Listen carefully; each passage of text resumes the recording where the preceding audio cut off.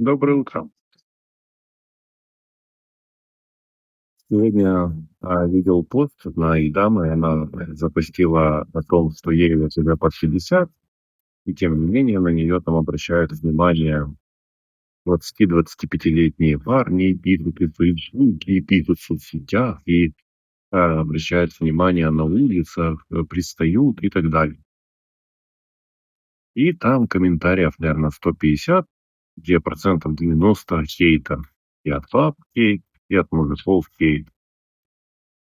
А я вот, я частично с ними со всеми согласен.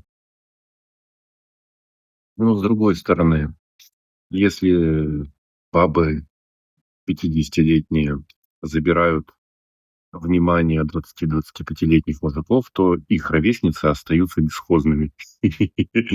И тут наш выход, господа.